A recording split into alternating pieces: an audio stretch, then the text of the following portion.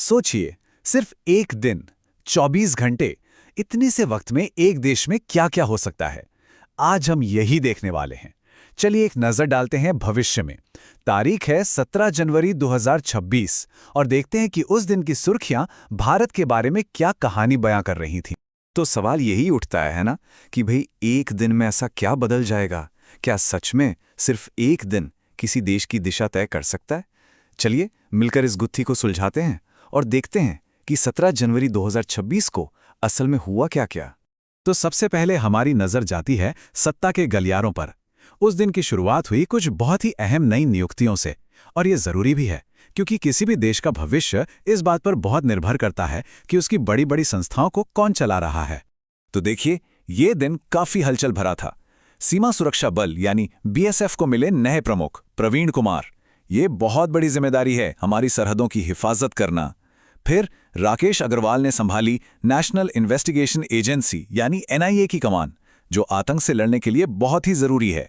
शत्रुजीत सिंह कपूर बने भारत तिब्बत सीमा पुलिस के हेड, जो एक बहुत मुश्किल बॉर्डर को संभालती है। और बात करें न्यायपालिका की, तो जस्टिस सुजॉय पाल कलकत्ता हाईकोर्ट के नए चीफ जस्टिस बने। ये सिर्फ नाम नहीं है, ये वो चेहरे हैं जो आने वाले सालों में भारत की सुरक्षा और न्याय व्यवस्था को एक नई दिशा देंगे। अच्छा, लीडरशिप में बदलाव तो कहानी का बस एक हिस्सा हुआ।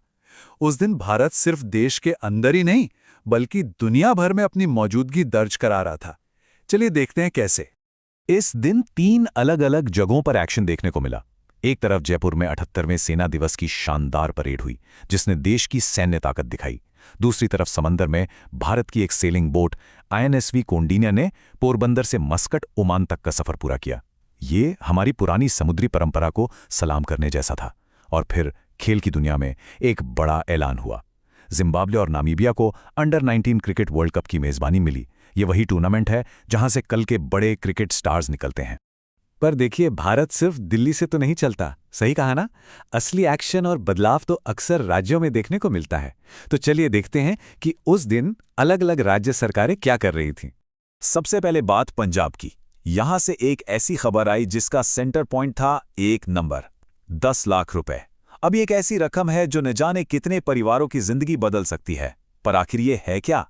तो ये रकम जुड़ी है मुख्यमंत्री सेहत योजना से। सोचकर देखिए, पंजाब का कोई भी नागरिक, उसे अब बड़ी बीमारियों के इलाज के लिए 10 लाख रुपए तक का कैशलेस ट्रीटमेंट मिलेगा। ये एक बहुत बड़ा सेफ्टी नेट है। मतलब अब इलाज का खर्च किसी की सेहत के आड़े नहीं आएगा। उधर तेलंगाना में एक बिल्कुल अलग किस्म का कानून सामने आया। एक ऐसा कानून जो सीधे सीधे हमारे पारिवारिक मूल्यों से जुड़ा है। आइडिया बहुत सिंपल है पर बहुत पावरफुल भी। सरकारी कर्मचारी जो अपने बूढ़े माँ बाप की देखभाल करेंगे, उन्हें पूरी सैलरी मिलेगी, और जो नहीं करेंगे उनकी सैलरी कटेगी। ये एक बहुत ही दावट सोशल एक्सपेरिमेंट है जहां सामाजिक जिम्मेदारी को सीधे सीधे पैसों से जोड़ा गया है। अब आते हैं आर्थिक मोर्चे पर। यहां महाराष्ट्र ने बाजी मारी। नीति आयोग का जो एक्सपोर्ट रेडीनेस इंडेक्स होता है, उसमें महाराष्ट्र टॉप पर रहा। इसका सीधा सीधा मतलब यह है कि महाराष्ट्र अपने बिजनेस को दुनिया भर में सामान बेचने के लिए सबसे बढ़िया माहौल दे रहा है, और ये देश की इकोनॉमी के लिए एक बहुत बड़ा प्लस पॉइंट है। और आखिर में एक ऐसे आंकड़े पर नजर डालते हैं जो उस दिन काफी चर्चा में था। बस एक नंबर, लेकिन ये नंबर भारत के एक बहुत ही जरूरी आर्थिक रिश्ते की एक बड़ी और उलझी हुई कहानी बताता है। और वो नंबर है 116.12 बिलियन डॉलर्स। ये 2025 में भारत का चीन के साथ ट्रेड डेफिसिट यानी व्यापार घाटा था। आसान भाषा में समझें तो हमने चीन से खरीदा बहुत ज्यादा और बेचा बहुत कम। ये एक बहुत बड़ा आंकड़ा है जो एक मुश्किल आर्थिक रिश्ते को दिखाता है और आने वाले सालों के लिए एक बड़ी चुनौती भी। तो जब हम 17 जनवरी 2026 के इस एक दिन को पलटकर देखते हैं तो क्या तस्वीर उभरती है? तस्वीर एक ऐसे देश की है जो एक ही वक्त में कई मोर्चों पर काम कर रहा है।